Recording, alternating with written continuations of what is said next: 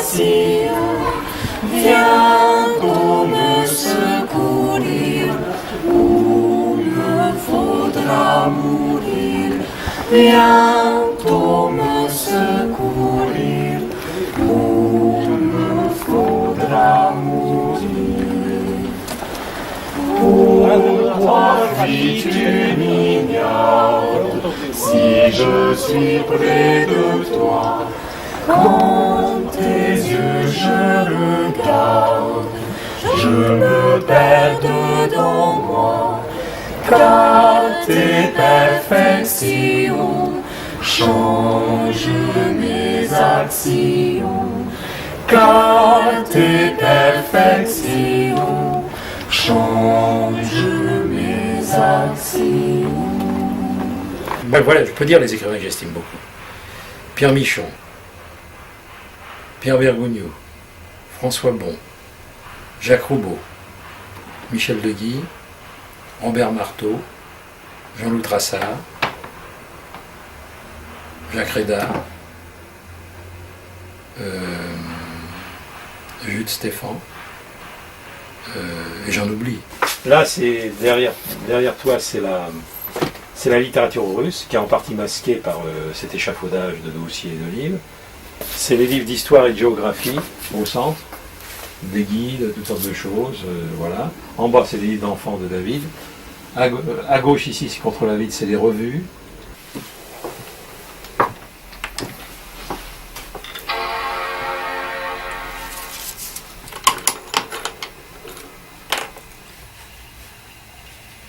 Voilà, par exemple. L'intermédiaire, c'est ça. Entre ce que c'est ça que je conserve.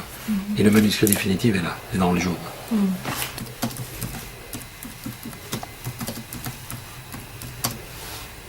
Donc j'avais dû participer à ces numéros spéciaux sur la notion que j'avais inventée de l'extrême contemporain.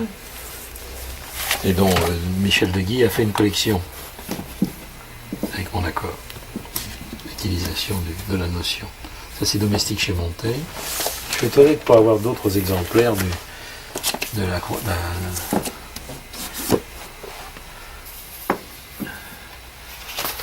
Donc,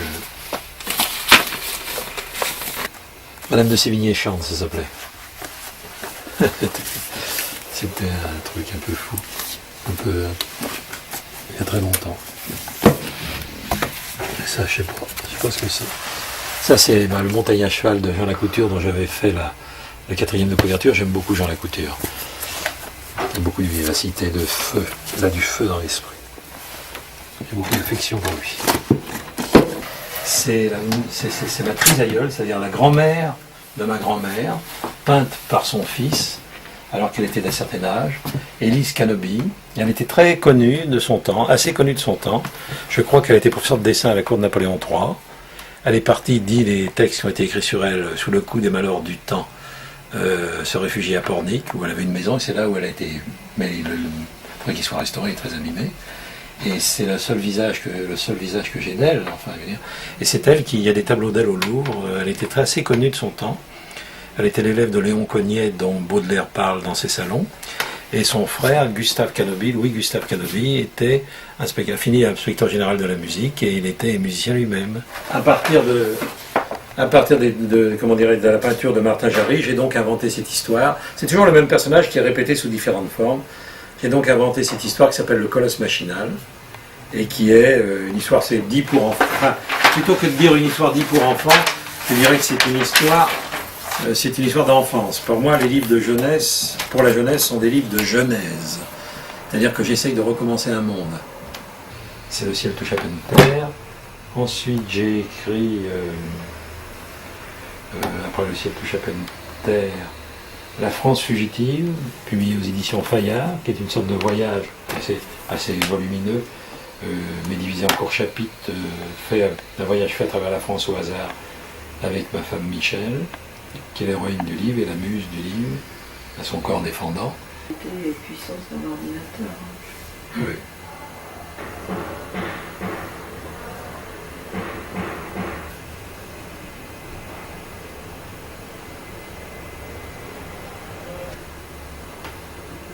Je veux dire, on ne s'est jamais rencontrés, Greg et moi.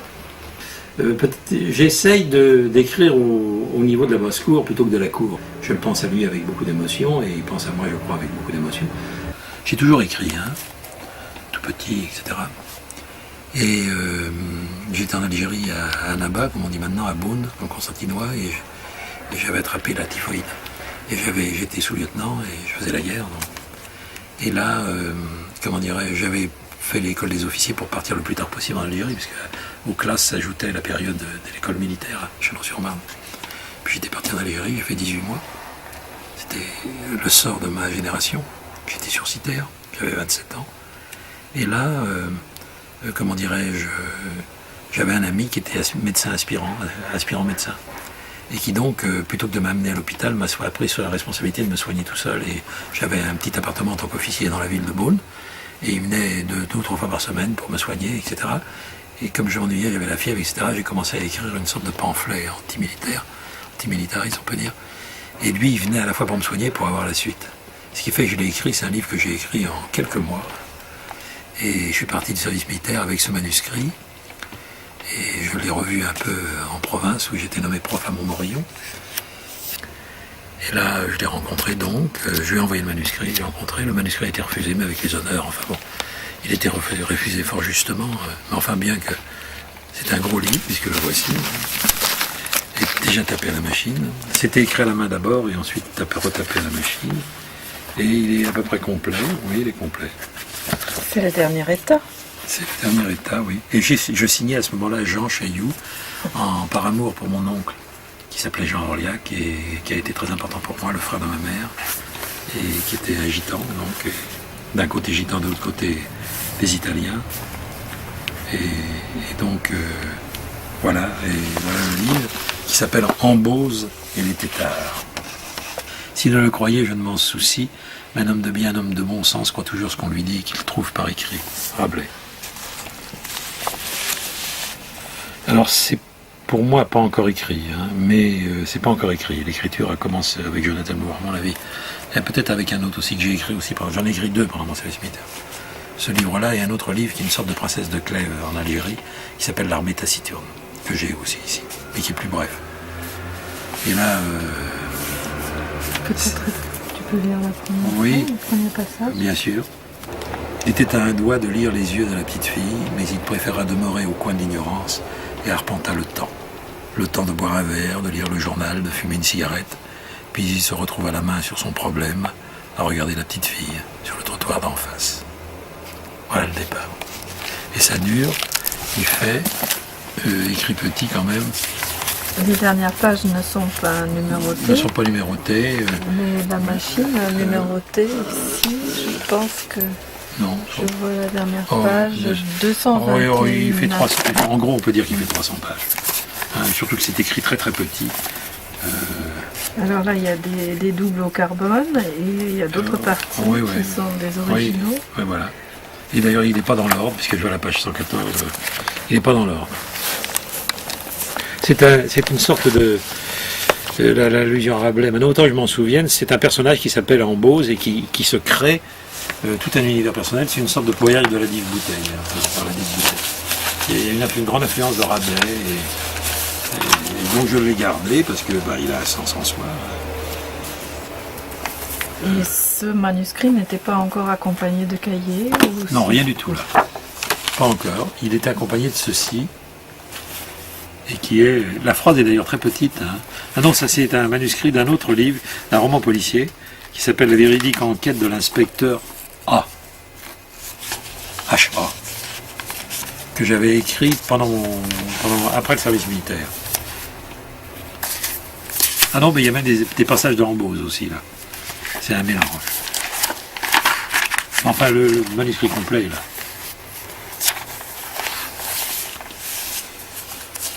Et ça, c'est des notes sur A.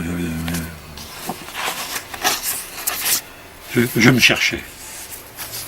C'est un truc, j'étais à l'école normale supérieure de Saint-Cloud, à l'année scolaire 62-63, après mon service militaire, et je suivais un stage audiovisuel, et c'est d'ailleurs là où j'ai rencontré Michel, ma femme. Voilà le décours. l'écriture est très différente Très de ce différente. que nous avons vu dans les cahiers. Ah oui, moins Là, il y a- affirmé, plus timide.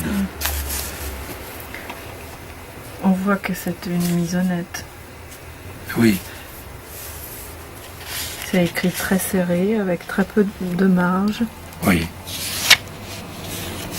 Ça c'est autre chose, c'est un autre texte, parce que j'en ai un autre, c'est un autre texte, ça n'a rien à voir avec les deux que je viens de vous dire. Et là, il y a du crayon à papier. Oui, parce que et je devais de écrire ça l'encre. pendant les cours. Donc, pendant les cours, tu écrivais au Je crayon pense à autre papier. chose. J'écrivais. Et c'est pour un lyrisme, par exemple. Ça, c'est sur l'inspectorat.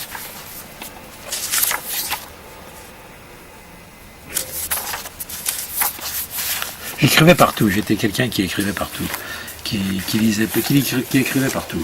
Qui écrivait sur tout, quoi, voilà. Mais apparemment, là, il y a déjà des pages de cahiers, mais qui ont été arrachées, Oui, oui. puisque Oui, oui, sans doute. on voit encore le talon. Oui.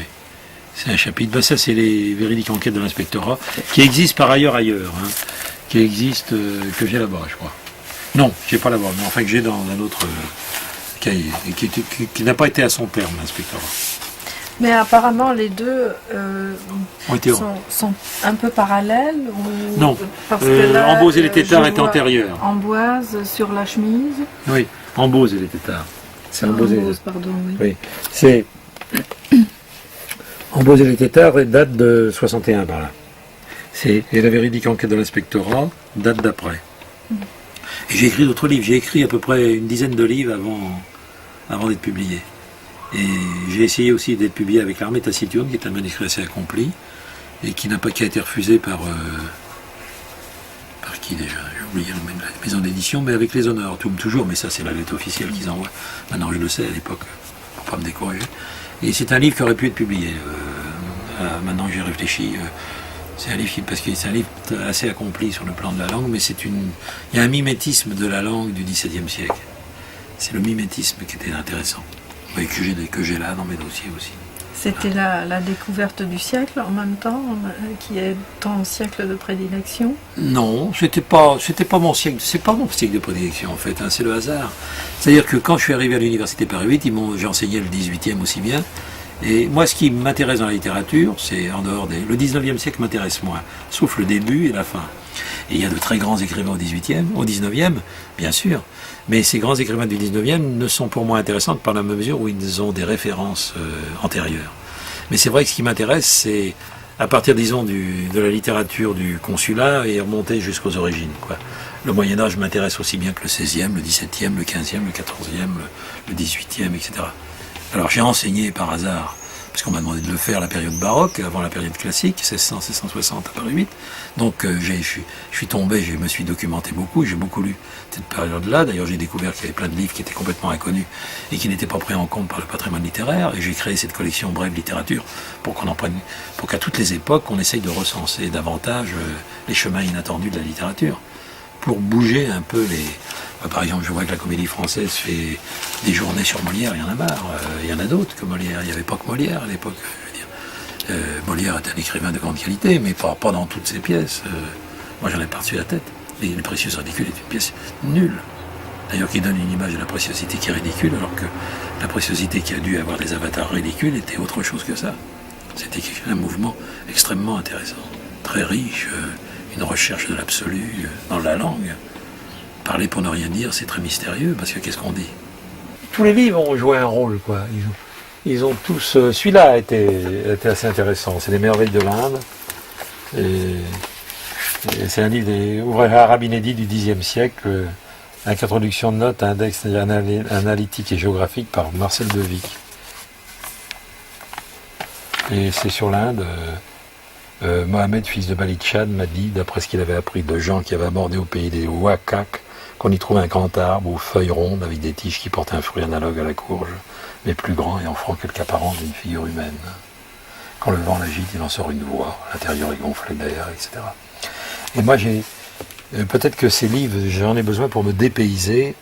J'ai besoin, je crois avoir trouvé là aujourd'hui, je me trompe peut-être, mais je crois que ce goût que j'ai de lire des ouvrages d'autres temps et d'autres pays, c'est pour me dépayser dans le mien. pour me rendre étranger à mon propre pays, de telle manière que comme un étranger entend de l'extérieur la langue étrangère qu'il ne comprend pas, donc il entend vraiment son vrai son, alors quand on est né dans une langue, on ne l'entend plus, elle fait partie de son âme. Brusquement, le fait d'être dépaysé par des lectures exotiques, étrangères, etc., me donne une espèce d'écoute tout à fait différente de la langue française et du pays dans lequel je suis né, ce qui me permet ensuite, dans chacun de mes livres, d'inventer une nouvelle parlerie.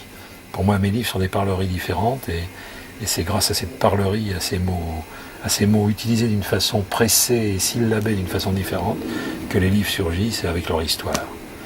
L'histoire, au fond, c'est dans un livre, c'est un peu comme un personnage chargé d'amulettes. En fait, l'histoire, c'est les histoires qu'un livre invente, c'est une manière de secouer les amulettes de la langue pour en faire entendre un son totalement nouveau et différent. Tant que j'aurai cette passion-là, j'écrirai. C'est la liste des mots russes qui m'ont servi, traduit par un ami, Léon Rebel, qui m'ont servi pour écrire mon roman russe quand La rue du capitaine Olchanski. Quand, comment dirais-je, je trouvais un nom russe que je ne comprenais pas, je demandais à Léon et il me les a traduits fort amicalement. Donc voilà la liste. C'est les mots les plus importants qui reviennent. Matouchka, petite mère, feuille morte, c'est le nom que j'avais donné à un personnage, alors il m'a dit Mjörtilist, Mjörtvitlist, tempête de neige, c'est Koura. Des gâteaux, je crois, j'ai oublié un peu tout ça. Baranki, c'est les craquelins, je crois. Le moukomol, c'est le meunier. Le gospodi, c'est Gospodi Potnilowi, c'est fais-moi grâce, et pitié Seigneur. La fenêtre, c'est Savalinka. C'est aussi le banc de terre sous la fenêtre de l'Isba, où les gens se rassemblent pour parler. Le potager, c'est Ogorod. La famille, c'est Dvor. Et le cabaret, c'est Traktir, hein, ça se dit. Mais c'est plutôt auberge, m'avait corrigé Léon. Moi, j'avais mis cabaret, lui, il a mis plutôt auberge. La chouba, c'est la pelisse. L'armiaque, c'est le manteau. Paysan, serré à la taille. En ville, en drap bleu, à la campagne, il est brun. Hein, l'armiaque. Les Pravnik, je crois que c'est j'ai oublié, là, il n'a rien mis, mais je crois que c'est un grade, je ne sais plus ce que c'est, les Pravnik, j'ai oublié. Et l'Uchitel, c'est le professeur ou le précepteur particulier. Le Mouchitel, c'est le bourreau, hein, c'est quand même très curieux. Le rapport entre l'Uchitel et le Mouchitel, c'est proche, le précepteur et le bourreau. Les bien-nés, c'est les nobles, hein, c'est les Blogorodny, le sang bleu, quoi. Et c'est donc grâce à cette espèce de mots russes qui sont comme des ferments romanesques et qui m'aident à construire mon histoire. C'est-à-dire que j'ai besoin, même quand je ne connais pas une langue, le fait de ne pas connaître la langue me la fait voir de l'extérieur. Quand même me la fait voir de l'extérieur, les mots sont comme des espèces de ferments lactiques qui me permettent d'activer le récit. Et par exemple, de savoir que Gorier, ça veut dire le malheur, Gorier, c'est un nom de gorge en français, si je le prononce certainement à la française. Donc il y a quelque chose là de très beau, ça peut être aussi bien valable d'ailleurs pour l'allemand, pour l'anglais, pour toutes les langues dont je me sers. C'est-à-dire que je me place géographiquement dans un lieu, je me place mythologiquement dans une autre langue. Et même dans mon propre français, j'essaye d'inventer une autre langue. J'essaye de faire parler le français d'une façon nouvelle, tout le temps. Sinon, le jour où je n'aurais pas ce sentiment-là, je ne pourrais pas écrire, je ne pourrais plus écrire. La langue que j'ai découvert avec stupéfaction, prononcée le plus facilement, et que j'apprendrai sans doute le plus facilement, c'est l'allemand. Parce que ma mère, autrefois, quand j'étais jeune homme, quand j'étais jeune enfant, avait pendant la guerre un amant allemand, qui était chirurgien, qui était un Allemand des Sudètes. Pas nazi, hein, c'était un médecin qui était engagé dans cette espèce, Fritz il s'appelait. J'en ai fait un personnage d'un de mes livres. Il est dans un livre que j'ai dédié à ma mère qui s'appelle Domestique chez Montaigne. C'est dédié à Eva, Eva c'est ma mère, puis c'est Ève. Et Fritz, j'avais inventé dans le château, à la grande stupéfaction d'ailleurs de madame, comment dirais-je, de la descendante actuelle de la propriétarité du château, qui est devenue une relation amicale. J'avais mis l'état-major allemand de la Gironde dans le château de Montaigne. Donc c'est ce cahier qui sert aussi à définir les personnages. Oui, bien tout. C'est-à-dire à contenir aussi les personnages. Oui. Ce que tu avais dit pendant ta conférence. Oui, parce que sinon ils auraient tendance à en faire trop. Oui.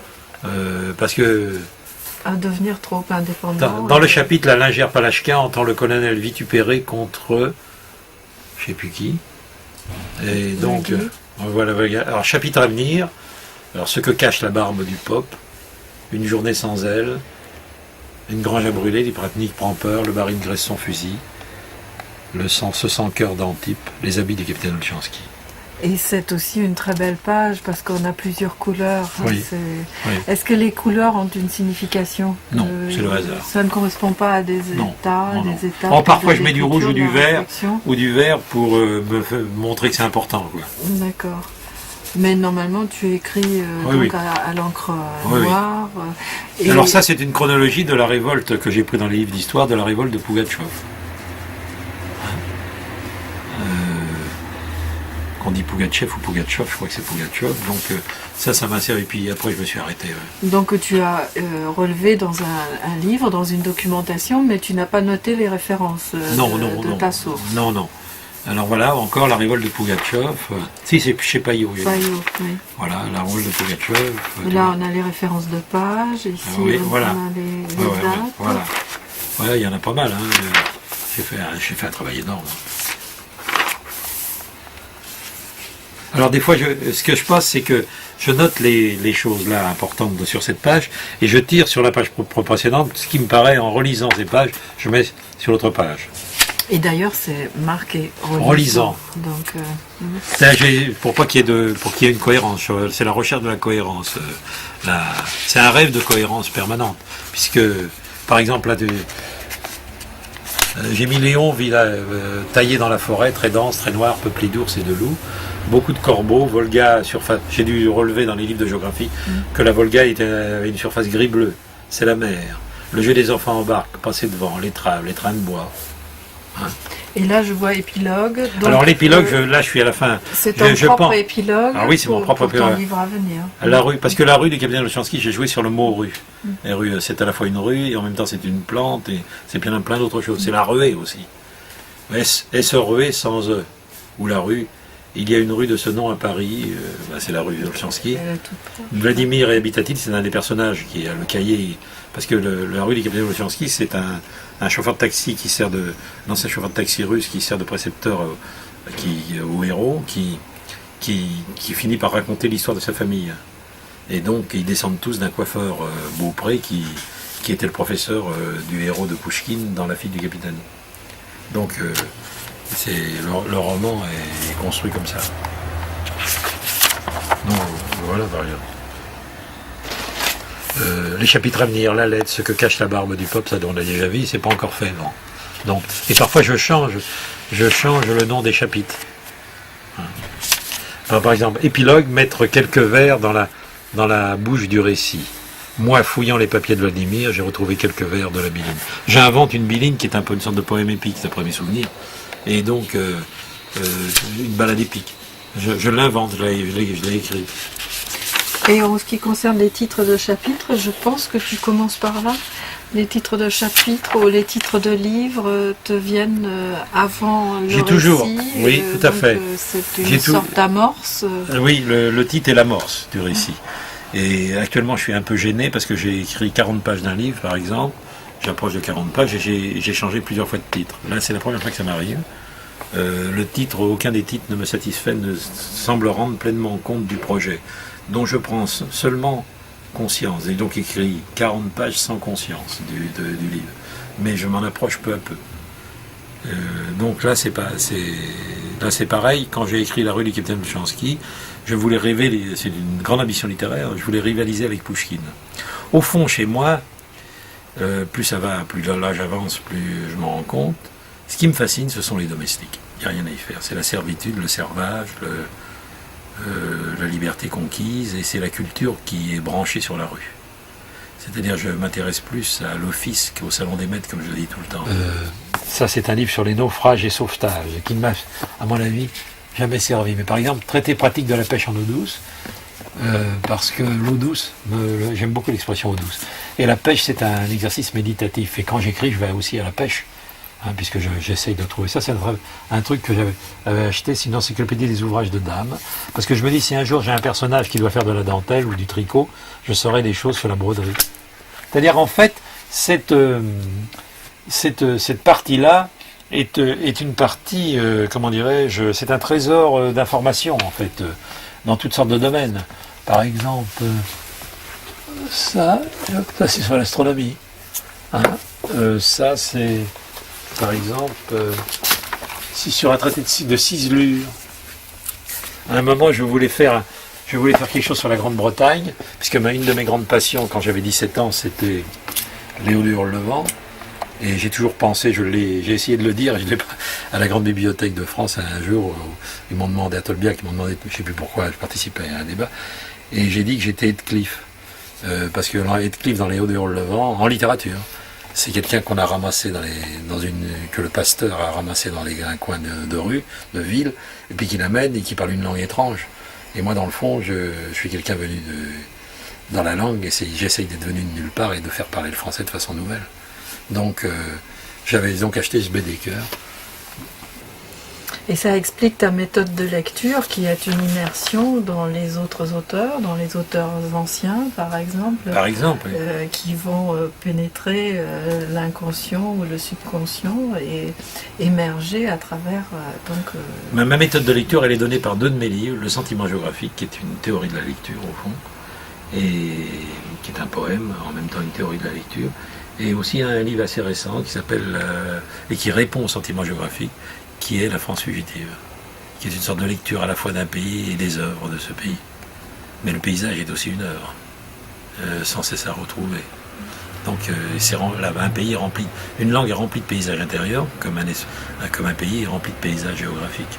Mais les deux coïncident par moments.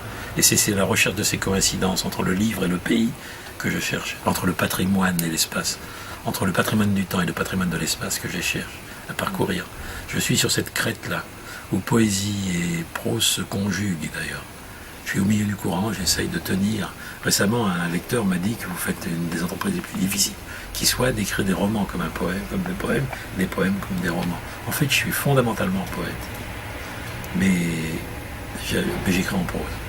J'ai écrit un seul livre en vers, en partie en vers, c'est Le Collège Wasserman, qui est un roman théâtral publié en 70 et qui est en partie en vers. Mais c'est le vers narratif. Mais dans tous mes livres, il y a des vers qui affleurent. Dans La Rue du Capitaine Chansky, c'est un poème épique en même temps qu'un roman. C'est des livres totalement inconnus, comme je crois que c'est les mémoires d'un officier tsariste, je crois. Une vie d'officier russe. Adaptation de Serge Nidvin, augmenter les pages de Sévétet et Nikolic, librairie universelle. Et c'est dû à un certain colonel Verachagin. J'avais dû trouver ça sur les quais, par là. 5 francs.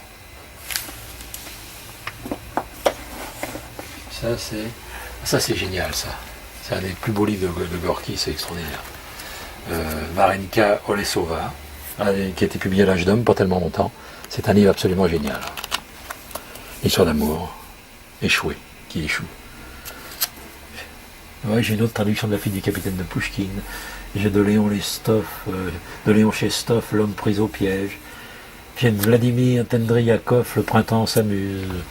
J'ai Le voleur de Léonov, et seulement suivi de Mortellement de Vassili Rozanov, très grand écrivain. De Léodine Léonov, j'ai fait la fin d'un petit tome. Léonov m'a pas beaucoup intéressé en fait, moins que d'autres. Alors j'avais écrit, je crois, La croyance des voleurs déjà, et que j'avais commencé une série autobiographique. Et brusquement ça m'a traversé, donc je l'ai écrit. Et d'ailleurs c'est très curieux parce que ces notes je les relis plus après. Je note et puis hop. Oui, bon, ça doit quand même rester quelque part. Oui, bien sûr. Je pense que... Mais la forteresse d'Orenbourg, par exemple, elle avait 4 mètres de haut et un fossé de 4 mètres. Je l'ai noté. Une sorte de récapitulatif. Oui, je récapitule sans arrêt. C'est l'action, c'est par l'écriture exemple, en acte. Tu vois, je suis en train de travailler à ce russe. Voilà. Et en même temps, le retour en arrière. Je suis en train de travailler à ce roman russe et brusquement 2 idées de livres pour enfants. Adrien dans le train et Petit Robin. Jamais écrit. Tu vois.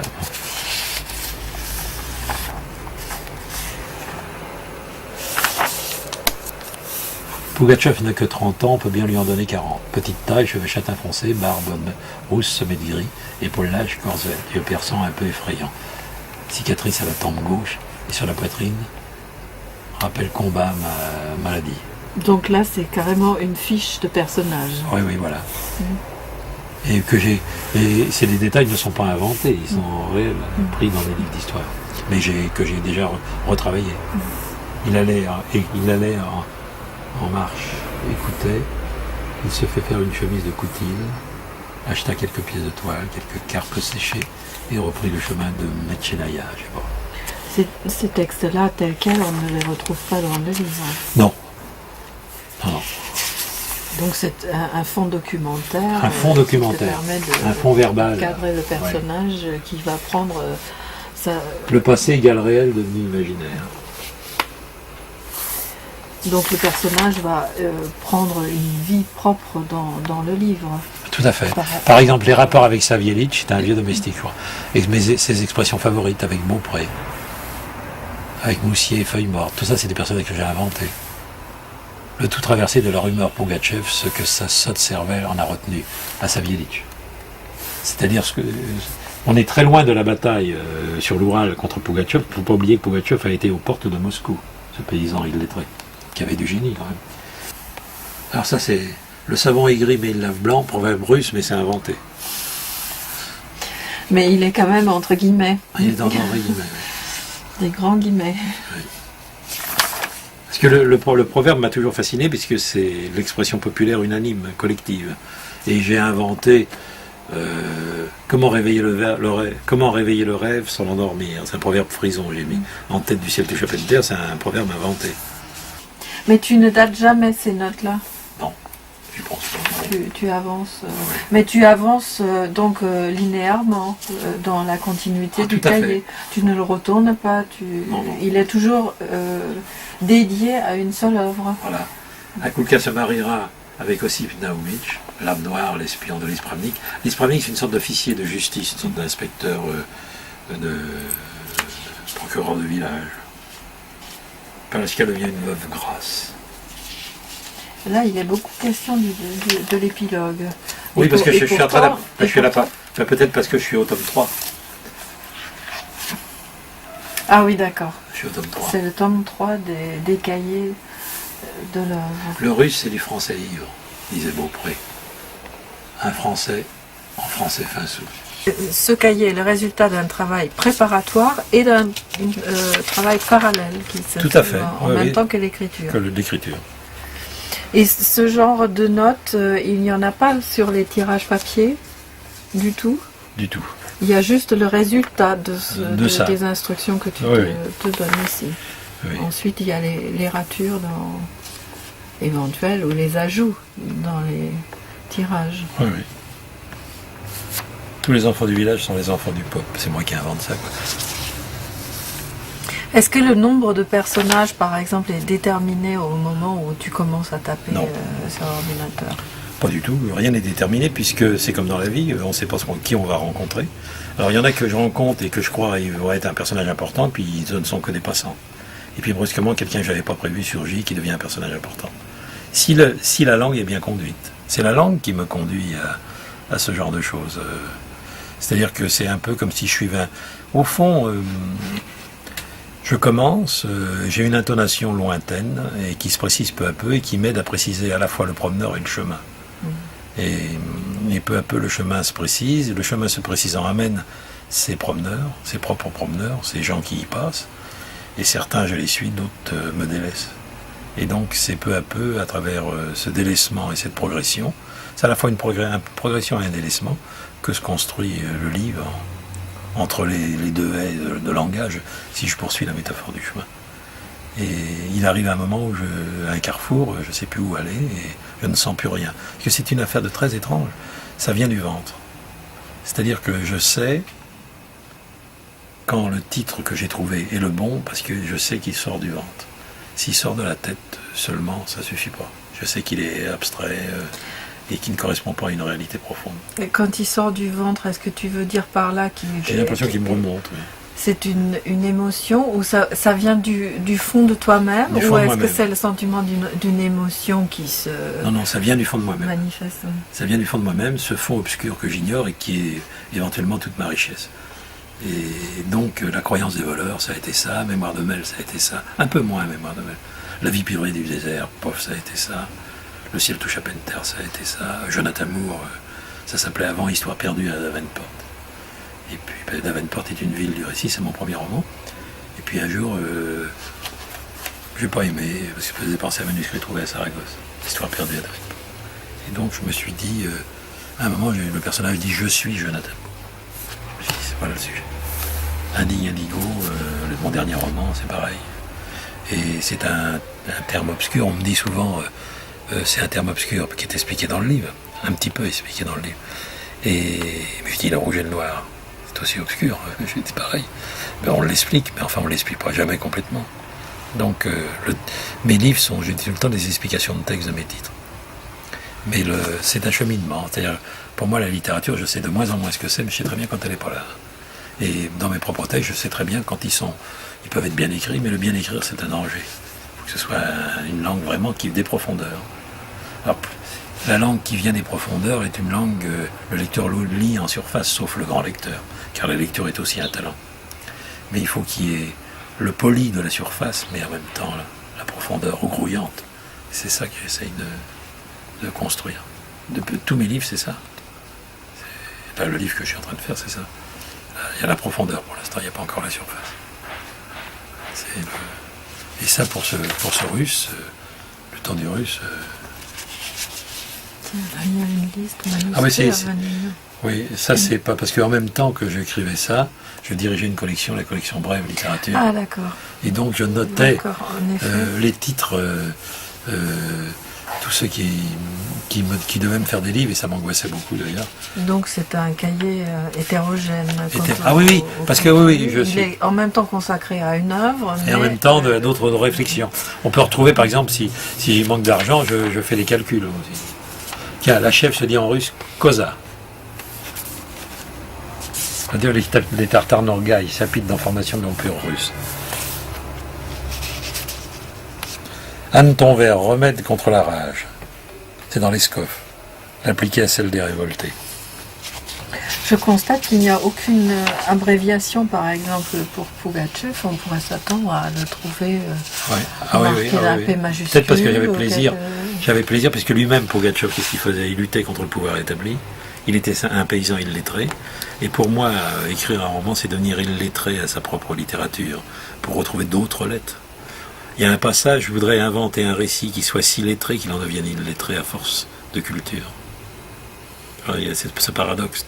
Par exemple, Domestique chez Montaigne, le héros est un homme inculte qui vit dans les essais de Montaigne sans avoir lu une ligne. Il y a donc, dans la notion d'illettré, il y a perte pas acquisition de la lettre. Et donc, j'essaye, moi qui ai écrit les lettres, de les perdre pour trouver d'autres lettres. Il y a quelque chose là que j'arrive pas complètement à bien expliquer. Et peut-être que Pougatchev, c'est une sorte de domestique qui s'est révolté, un serf, qui s'est révolté contre le pouvoir des puissants. Et donc, il y a chez moi, c'est en ce sens-là que je disais tout à l'heure que j'étais un peu voyou, il y a un désir de dévergonder le savoir, de manière à dévergonder le savoir, lui donner un autre sens, un sens plus neuf, plus vif, plus libre, jusqu'au jour où quelqu'un d'autre viendra, dans un siècle plus tard, pour à nouveau le dévergonder, pour lui redonner aussi un autre sens, et le faire progresser de dévergondage en dévergondage vers une nouvelle verdeur et une nouvelle fraîcheur du savoir et de la culture. Je suis en rébellion toujours contre la langue, contre les canons trop institués, contre les genres littéraires trop fixés. Tout ça participe de la même ruée. Voilà. Alors là, c'est les explications que je me donne à moi-même sur l'âge de mes personnages. Puisque Piotr revient en 75, la fille peut naître à cette date, en 67, donc 6 ans de moins que Moussier et son frère. Je fais 18 ans, alors 24 ans, c'est l'époque où il se fait raconter par Patap le livre, tout en courtisant la fille du capitaine, qu'elle a appris par elle que son père écrivait un livre sur sa jeunesse. Donc, suite d'une fiche de personnage. Une idée intéressante, pendant tout le temps où le livre s'écrit, Moussier fait la cour à la fille du capitaine. C'est Moussier l'Hercule qui garda le collier de son frère. S'enquérir du mot trapéza. Regardez dans le Larousse orthodoxe. Fait. Alors voilà une phrase qui porte sur les 2 pages. Oui. Les 2 faces.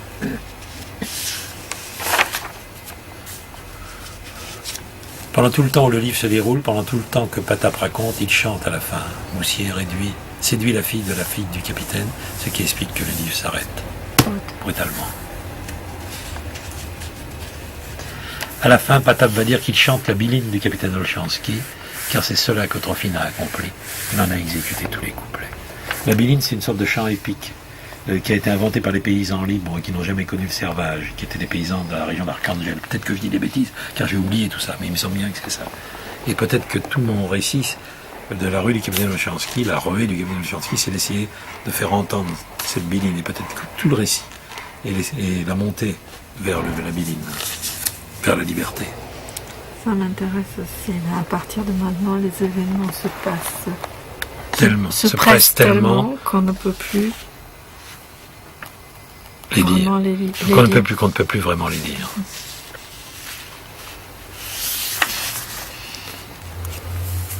Ah oui, bah ça c'est pour me... Les cloches au clocher, Bratsi mes frères, le pop sur l'ambon, la forêt à ses branches, la popesse à ses savons, aussi pas sa vache. Il la traite, la neige y mousse en lait, la Volga à l'embouchure, les voix de Patap se précipitent, les cloches se précipitent dans sa voix. Il raconte pour des corps endormis, tel le vieux Léontide dans l'île. Le livre que tu fais, tes amours, ne rougis pas, sois prudent. Le blé peut-il aller avec lit? Dis vrai. Quand aussi traite-t-il sa vache? Parce que c'est des événements du récit, j'ai oublié. La chanson du vague et du vide, elle comprend de nombreux couplets. Il me les chante, Trophine devrait les connaître. Il avait dû séjourner avec, sur les bords de l'Iguise. Tapatap mélangea les cloches au clocher. La popesse va s'endormir, usa son dernier savon. Savon sur le pop qui parlera dans une église à moitié vide. Les chefs broutèrent la neige, Advotia, à la trou au pays. Patap chante, il chante la biline d'un certain capitaine. Comment t'expliquer, fils? Je ne suis pas mort encore. Et ça, c'est des choses qui me viennent et que je vais retravailler. Je ne suis pas mort encore et tu n'entendras, selon la coutume. Tu sais ce qu'il faisait? Macomol avec ses sacs et Antip avec son verre. Tu étais trop petit alors. J'ai un souvenir, dis-je, des cavaliers sur des petits chevaux, les bashkirs, aux barrières. C'est après, fils. Comment vont tes amours? Ne rougis pas. Mais attention, le noble ne ferait pas avec le moujik. Sois prudent. Il fallait que je me retire, la fatigue de tant de jours à me compter. Il chantait. Donc on a ici le répond à ce passage-là. Peut-être. Ce qui se passe, c'est qu'à un moment où la presse du récit, je suis à la fin, est telle que j'écris des poèmes qui ne figureront pas dans le livre, et qui sont comme des espèces une volonté de noter l'émotion. Sans point ni virgule. Sans point ni virgule. Mais Oui. avec des Il n'y a jamais de majuscules. ponctuation. La ponctuation chez moi, je ne la mets pas parce que je perds du temps à la mettre. Et pourtant, les syntaxes sont bien rédigées. Ah oui, oui. Ce ne sont pas des raccourcis, des abréviations. Dans l'église mi-vache, mi-chèvre. Le père, dans l'église mi-chèvre, mi-vache, le peuple en perd son slavon. C'est savon.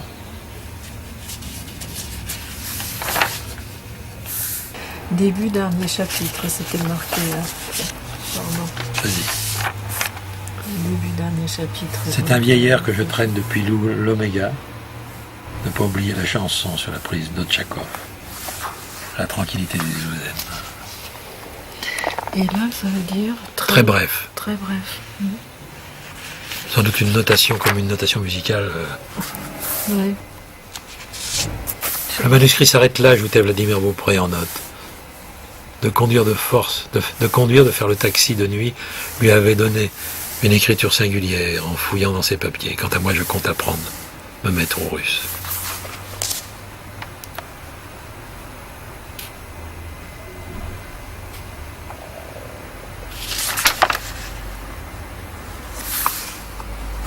Il me semble que l'écriture devient plus grande ici vers la fin. Oui, peut-être, oui. Parce que j'écris vite. Peut-être que je sors du livre. Le style de l'épisode est fait de documents épars, pages non traduites en russe. D'autres, c'est là que j'apprends au lecteur le destin des personnages.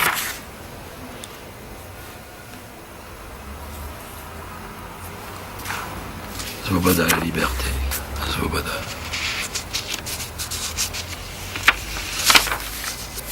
Les rois de la route, devenir Olchanski, être attrapé par sa fureur.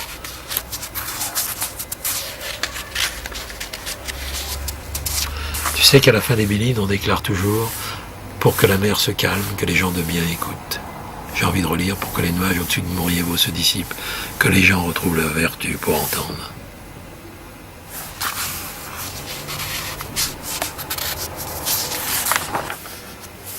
Il y aurait 31 chapitres.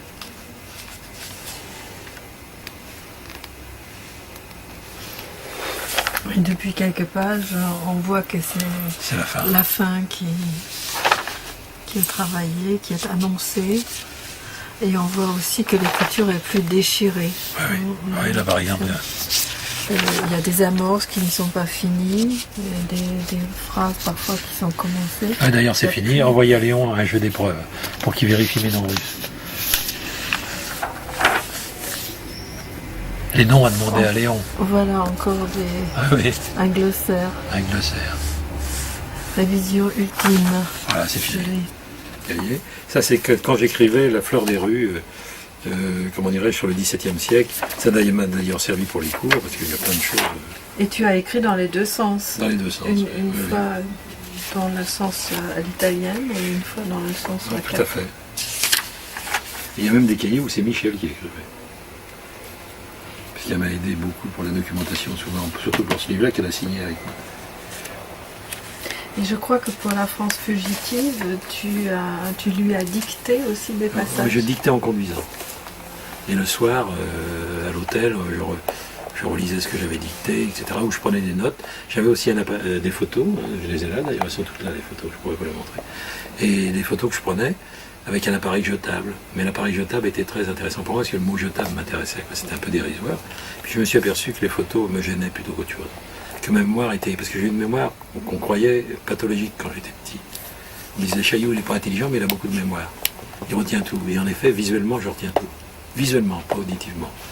Et donc, j'ai une mémoire qui fait que je débordais sans arrêt le cadre de la photographie. Et à de rares exceptions près, la photo me gênait parce qu'elle fixait trop les choses. Elle fixait un cadre. Et alors que moi, je voyais bien. Je peux relire les photos, c'est pas la peine de regarder ce qu'il y a derrière, je sais exactement où c'est et tout. Il n'y a aucun problème de ce côté-là. Ça m'aide beaucoup dans l'écriture, parce que chaque personnage est fait d'une multitude de personnages rencontrés, à qui j'ai emprunté un jour une manière de se tenir, par exemple, comme tu te tiens là, par exemple. Eh bien, avec le pouce posé sur la main, ça peut rester et devenir, un jour j'invente un personnage, toi que le pouce va arriver comme ça. C'est-à-dire que et je crois que j'ai lu quelque part que Chateaubriand était ainsi. Il doit y avoir des familles d'écrivains. Et il avait une grande mémoire visuelle aussi. Et ça, c'est une mémoire, ça m'a beaucoup aidé dans les études d'ailleurs. Et parce que je me rappelle où je trouve les. Par exemple, si je commence à fouiller dans mes papiers, tout va me revenir. Ça commençait à me revenir tout à l'heure, quand je parlais du roman russe, la littérature russe commençait à me revenir. Parce que je revoyais les pages des livres que j'avais consultés, surtout des livres de géographie, d'architecture, de manière d'agricole aussi, etc. Ou tous les livres sur l'Église orthodoxe. Et là, ça c'est un livre sur le XVIIe siècle. Et je vois encore un bulletin de la Bibliothèque nationale, le guide de Paris de 1647, le Sieur des Huys, que j'ai dû prendre. Quelles sont les proportions du temps que tu passes à la Bibliothèque nationale? J'y vais plus là, mais je vais y retourner. Mais pour ce livre, j'ai passé beaucoup de temps, oui. C'était à rue de Richelieu à ce moment-là. Jamais été encore consulter les livres dans la Nouvelle. Mais je vais y aller. Il n'y a pas de raison. Je vais bientôt y aller, là. Je suis obligé d'y aller d'ailleurs. Donc tu emportes tes cahiers à la bibliothèque? J'apporte mes cahiers, je note tout sur des grands cahiers, oui. Parce que c'est ça veut dire que toute ta documentation n'est pas réunie dans ta grande bibliothèque? Non. Ah non, non. Mais enfin, il y a beaucoup quand même, parce que j'achète beaucoup de livres. J'ai un commerce avec ça me coûte cher, avec les livres anciens, avec les bibliothèques les librairies de livres anciens. Et donc j'achète beaucoup de livres, parce que c'est quand même une chose d'avoir le livre chez soi. On t'envoie les catalogues, tu passes des commandes. Voilà, je me déplace. Tu te déplaces et tu as un libraire attitré ou plusieurs? Plusieurs libraires que j'ai découvert au fur et à mesure. La Clavroy, bien sûr, parce que c'est vraiment un très grand libraire parisien, mais il y en a d'autres. Et donc le Tour du Monde aussi, j'ai été beaucoup utilisé, rue Tapon. Et donc voilà comment les choses se construisent peu à peu, quoi. Mais en fait, je vais y retourner à la Nationale, je dois y retourner, je ne sais pas quand j'aurai le temps, pour pouvoir reprendre des choses pour le livre actuel que je suis en train de faire. Et dont je ne parle pas. Parce parce que je ne peux pas parler des choses qui sont en train de se faire. Et donc Michel t'aide aussi. Alors Michel m'a beaucoup aidé d'abord, je lui explique sans cesse ce que j'écris, ce qui est un peu fatigant parfois pour elle sans doute, et parce que c'est grâce à elle que je prends conscience.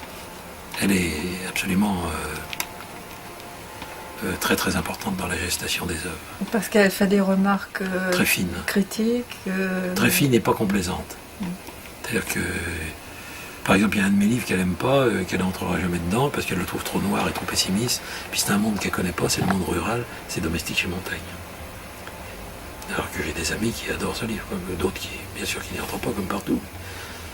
Mais je veux dire, c'est un livre très étrange, dont la narration, maintenant j'en ai pris conscience après, est particulière, parce que elle a été déformée, la narration, par le lieu. C'était un pays de collines, c'est le château de montagne à Saint-Michel, au-dessus de la plaine de la Dordogne. Et donc elle est déformée par la force du lieu. La force du lieu empêche la narration. Ce que les gens souvent ne comprennent pas. Les livres bien léchés, avec une narration comme ça, bon, c'est un talent. Mais en même temps, un talent qui ne m'intéresse pas, moi, parce que ça ne touche pas à la réalité. La réalité profonde, c'est ce lieu. J'allais à Montagne pendant 5 ans cherchant le sujet du livre, que je ne trouvais pas. D'ailleurs, entre parenthèses, je voudrais que la littérature contemporaine se débarrasse de l'obsession du sujet. La peinture est en avance, ça s'en est débarrassé. La peinture abstraite existe, elle s'est débarrassée de la figuration. Le sujet en littérature, c'est de la figuration. Bon, il peut y en avoir, il peut y avoir de grandes œuvres figuratives, bien entendu, il y en a eu. Mais je veux dire, le Domestique chez Montaigne, c'est pas un livre figuratif. Le lieu empêchait la narration figurative, empêchait les figures de s'affirmer. C'était lui qui était la figure centrale. Mais je m'en suis pas rendu compte. C'est maintenant que je m'en rends compte. Et la force du livre, si force il y a dans ce livre, viendra de ça. Et là, Michel est très importante, même quand elle n'aime pas. Parfois, je passe outre. Parfois, je ne passe pas outre. Parce que je sais que c'est... Et elle m'aide, là, j'essaye de comprendre ce que je fais, j'y arrive pas. C'est une mêlée un peu obscure. Les femmes ont une police mystérieuse, comme disait Montaigne. Oui, très mystérieuse, pour moi, toujours. Donc elle est un vrai partenaire. Elle n'est pas simplement un miroir qui te permet de projeter ton œuvre. Non. Il y a un dialogue. Parce qu'elle me connaît très très bien, admirablement, je peux dire, mieux que moi. Et donc elle sait peut-être sans doute obscurément ce dont je suis capable et ce dont je ne suis pas capable. Donc elle sait à peu près, elle a pris avec le temps la dimension de mon travail. Donc elle sait à peu près quand je suis sur la bonne voie. Et quand je ne suis pas sur la bonne voie, elle ne dit rien, mais je sais à son silence. Ça, j'interprète vite. Et je ne peux pas passer outre souvent. Parfois je passe outre, mais pas tout, c'est rare. Non, elle est très importante dans la gestation de l'œuvre. Très très importante. D'ailleurs, je le dis un peu dans La France fugitive. Je fais un portrait d'elle, mais qu'elle n'aime pas, mais enfin bon. Qui est un portrait assez juste. Parfois c'est pas elle en même temps, mais c'est en même temps. Parce que dans l'écriture change les gens changent d'identité dans l'écriture.